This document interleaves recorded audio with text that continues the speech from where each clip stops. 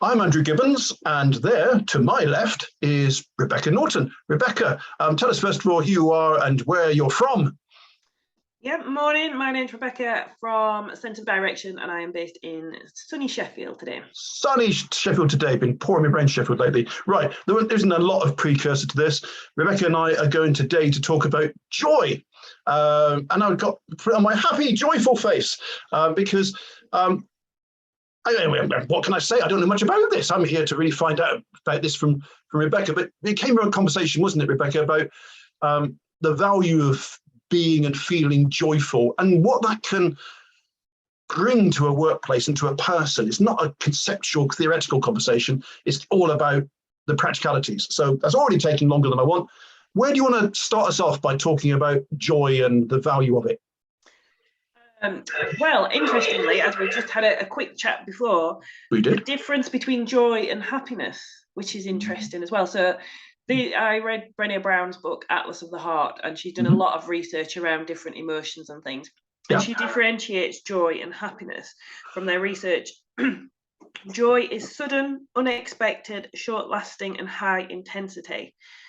And happiness is stable, longer lasting, and normally the result of effort. And I think initially I was surprised by that, and I think I would have switched them the other way around. But interesting, actually, that joy is something that we feel in the moment, where happiness is possibly a state.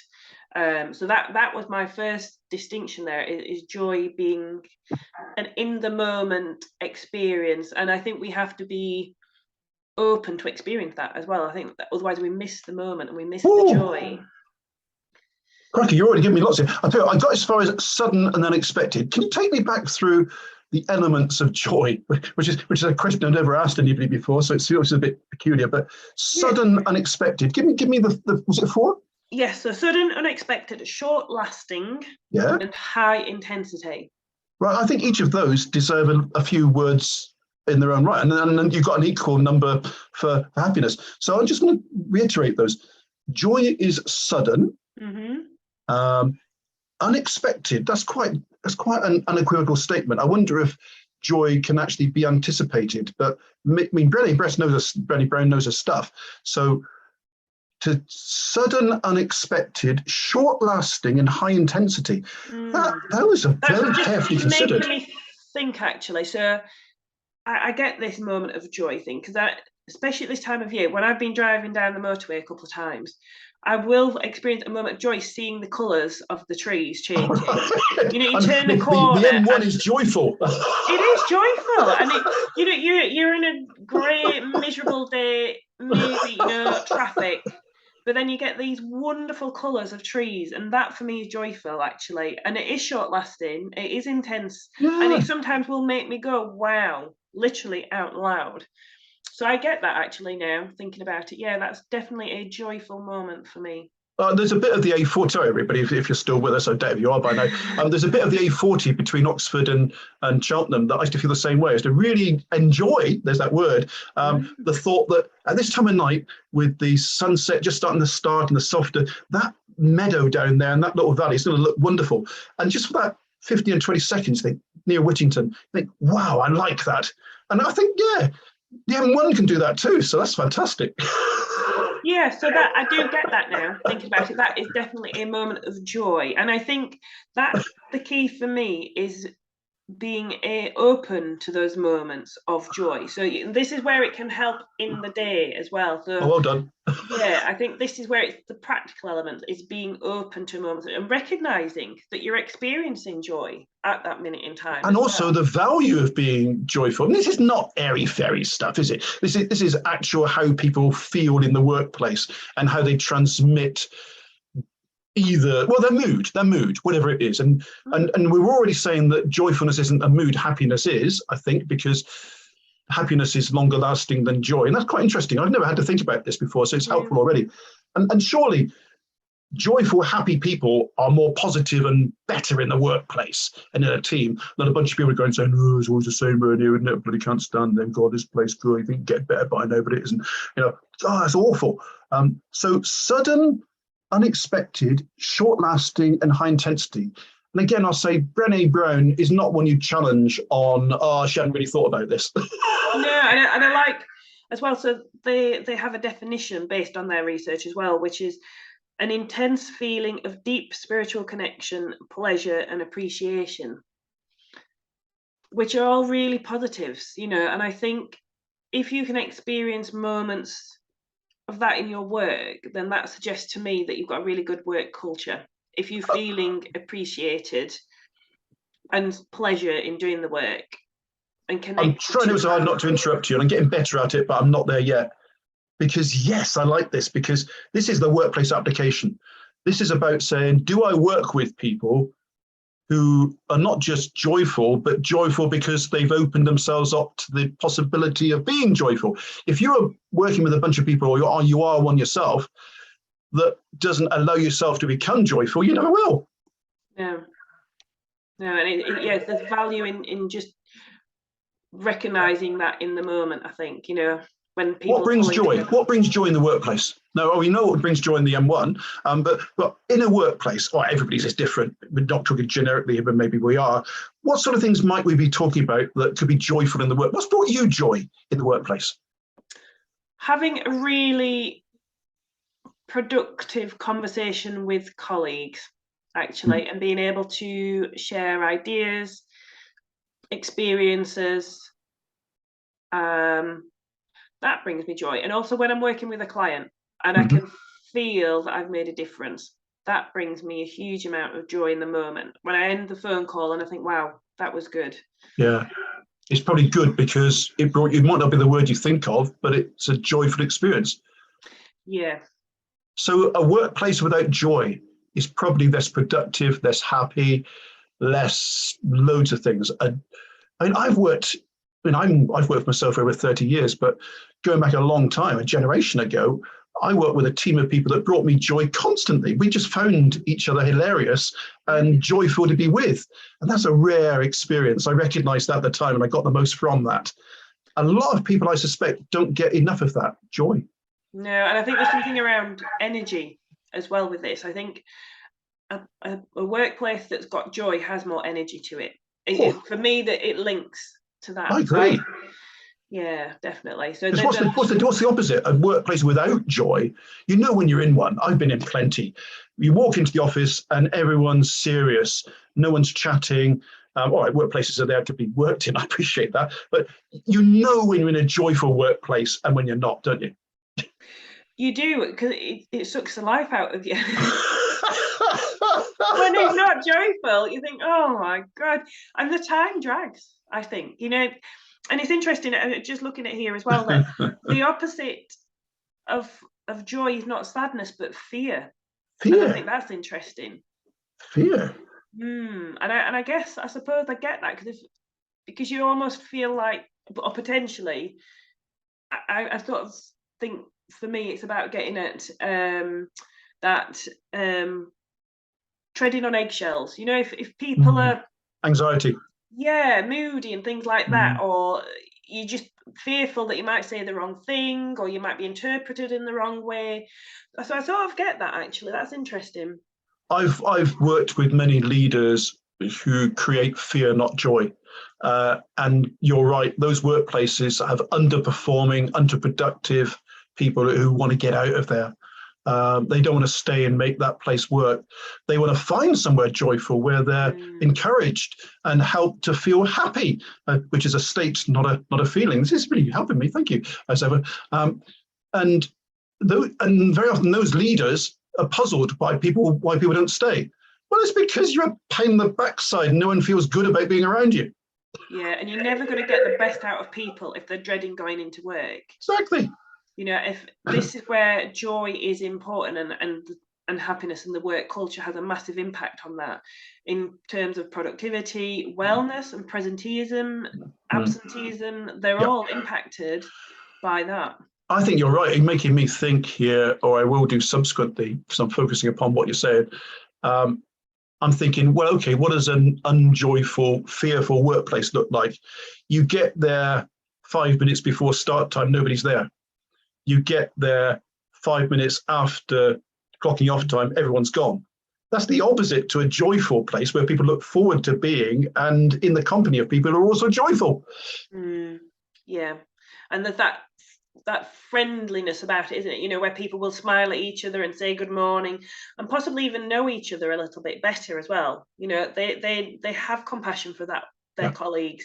They'll notice if they're not feeling their best. I think that's the other thing, isn't it? If you know your colleagues well, you'll notice if they're maybe looking a bit tired or looking a bit upset about things, or they're looking really happy about things. So you'll notice the differences in your colleagues. Yeah, if people are not joyful or are not happy or are less happy than they normally are, it's about caring. There's a word that very often is felt to be a soft word in the work, but I don't think it's a soft word. I think it's a hard word. I think it's a hard-edged word in terms of being a driver of productivity.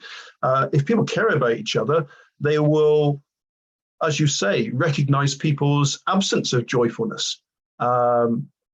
Or if they care about each other, they'll do what they can to, maybe intuitively rather than explicitly and deliberately, to encourage and to maintain joyfulness. I mean, my son plays in a joyful cricket team of Durham University staff.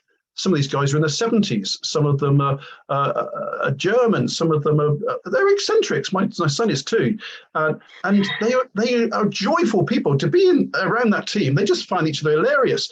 They don't win a lot, but they really enjoy playing their cricket. Enjoy again. And I think it's all about enjoying what you're doing.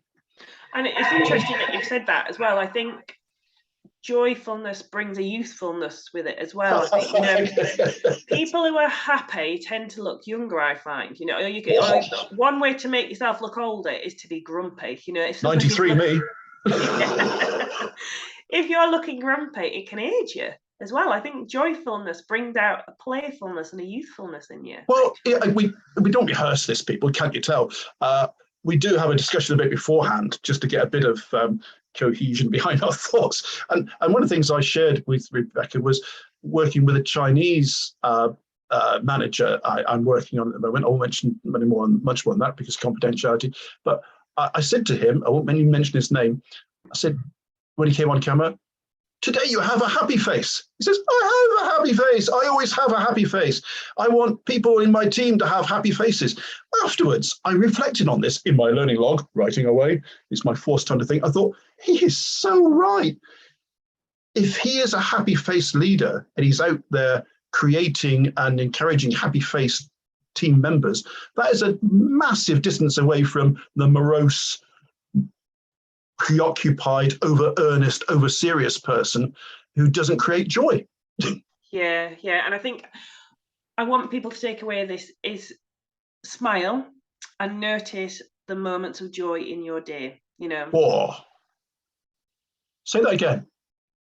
Smile and notice the moments of joy in your day, whether that's just sitting down with a really good cup of coffee or tea, or having an enjoyable few minutes conversation with a colleague, you know, whatever it is, there's just those moments of joy. So that's interesting. So joy can be created. It doesn't just have to be a reaction to events. I mean, looking at the list, sudden, unexpected, this is why I'm at odds a little bit here, short-lasting and high intensity, yeah? It's the unexpected one that I think I'm having a bit of an issue with. And I'm really not challenging you, Brene Brown and co-author, because you know more about this than I ever will. But we're suggesting you can create your own joy. And if you're creating your own joy, you're not surprised by it. Oh, well, I'll just sit down, have a cup of coffee, have a conversation. Oh, I'm really surprised by having a cup of coffee and having a conversation with this person I'm getting joy from. So you can create joy. Yes, you can, but actually, I get where you're coming from, but it's not necessarily, just because you sit down and have a cup of coffee with a colleague does not necessarily mean you'll experience joy. Fair point. So the unexpectedness is, wow, that was actually really enjoyable. Because you can't guarantee joy even if you fabricate it. No. Oh, I never thought I'd be saying this. This has got me writing this up afterwards. Thank you. It's all right. We're probably running further ahead with time than we ever believe we are. Let's come back to the practicalities in the workplace. We've mentioned a few already, but let's emphasize them, because this is not you and me talking in abstract terms about joy. This is about how can joy be deliberately used to enhance a workplace. I think being mindful that joy is actually really helpful for productivity. And it just creates a better culture at work. So don't be afraid of having a joyful culture. I think sometimes people think, oh, you know, we don't want too much fun around here. Might not work. But so don't be afraid of having joy. But it's also about being mindful. I mean, that's another big thing for me, is actually trying to be as present in the moment as you can be, to notice joy, whether that's the small things or bigger things. And I guess the collective nature of joy. It's hard to be joyful as a team if you don't have a joyful team leader. And how joy and happiness, a longer term state, can be not made to happen, because it's subject to loads of other variables. Where am I trying to go with this? It's hard to articulate. I like the idea that joy and happiness can be encouraged, if not guaranteed. Yes, that's what I was just about to say, is you can encourage it. So I think one of the things that we used to do in one of my previous places of work was, whenever we had a team meeting, the line manager would always ask us to share something that either made us smile, something that we were looking forward to. So there was, you know, it wasn't guaranteed that it would bring joy, but the focus was on trying to, think of something that made us happy, or it focused the meeting in a positive way, rather than just getting straight into it. Right, let's get down to business.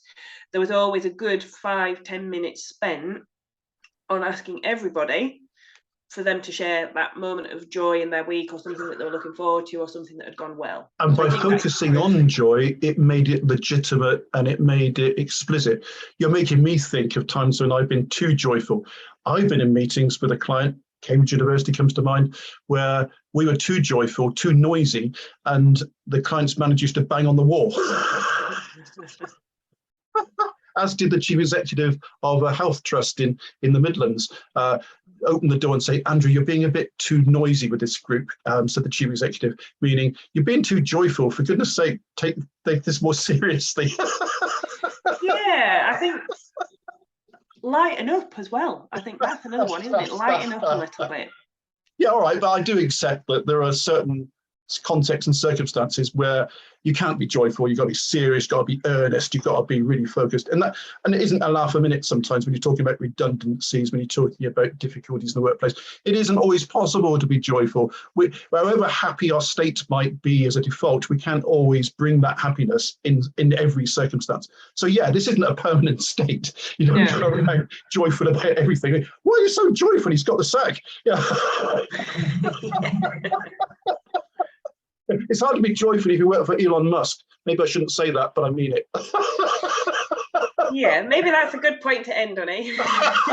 No, I'm into defamatory legal sort of issues, country. Okay, that was really good. I mean, it's good for me. Hey, I hope it's good for other people that pick this up. I found that really beneficial. Thank you. Thank you.